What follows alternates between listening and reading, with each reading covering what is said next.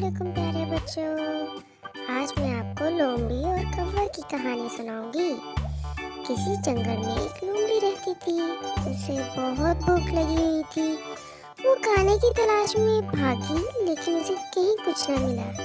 अचानक उसकी नजर दरख्त के ऊपर कौवे पे पड़ी।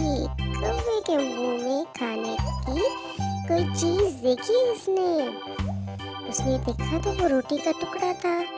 वो कौवे के पास गई, नीचे खड़ी थी। कौवा ऊपर दरख्त पे था। उसने कहा, अरे कौवे, क्या हाल चाल है? कौवे ने कोई जवाब नहीं दिया। उसने कहा, कौवे, तुम इधर क्या कर रहे हो? अरे इतना नखरा, सलाम का तो जवाब दे दो। कौवे ने फिर भी कुछ नहीं उसे जवाब दिया, बल्कि कौवे ने जो रोटी का टुकड़ा मुंह में दबाया हुआ था उसे और मजबूती से उसने उस टुकड़े को मुंह में दबा लिया। अब लोमड़ी ने दिमाग से एक आइडिया निकाला। आपको तो पता है लोमड़ी एक शातिर जानवर है। उसने कहा, दुनिया में कोई काम भी ऐसा नहीं है जो खुशामद से ना हो सके। उसने कौवे को कहा, कौवे, तुम आज कितने प्यारे लग रहे हो। तुम्हारे पर इतने प्यारे, इन जैसा रंग किसी का भी नहीं। और तुम्हारी आंखें इतनी खूबसूरत, तुम्हारी चोंच इतनी प्यारी, और मुझे तो लगता है कि इनसे बहुत प्यारी सुरीली आवाज निकलती होगी। ऐसा हो ही नहीं सकता, इतना खूबसूरत परिंदा हो और उसकी आवाज सुरीली न हो। क्या तुम मुझे एक अपना मीठी मीठी आवाज में गाना सुनाओगे? कौवा तो ये सुन के फूले ना समाया।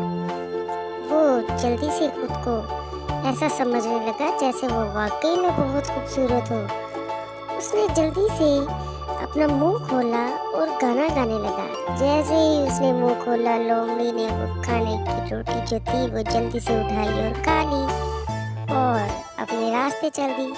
अब कौवा बेचारा शर्मिंदा हो गया और उसने उसे कहा, बे लोमड़ी, मेरा गाना तो सुनती जाओ, तुम कहाँ जा रही हो? तो लोमड़ी ने कहा, आज मेरा तबीयत ठीक नहीं है, मैं किसी और दिन सुनूंगी।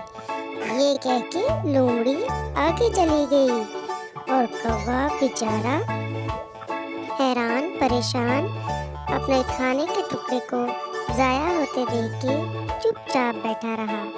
इस कहानी से हमें ये सबक मिलता है कि कभी भी किसी की चिकनी चुपड़ी बातों में नहीं आना चाहिए। इसका मतलब ये है, अगर कोई आपकी झूठी तारीफें करना शुरू करे तो खुद तो हमें पता होना चाहिए कि उसके पीछे क्या मकसद हो सकता है। इसलिए किसी भी अजनबी पे एतबार नहीं करना चाहिए और किसी की झूठी तारीफ में आकर खुद को अपना नुकसान पहुंचाने से बचाना चाहिए। लोमड़ी ने चालाकी से उसका खाना भी हथिया लिया और अपने रास्ते भी चल दी। और वो बेचारा अब दरख्त के ऊपर बैठा उस वक्त को कोस रहा था जब लोमड़ी उसके पास आई थी।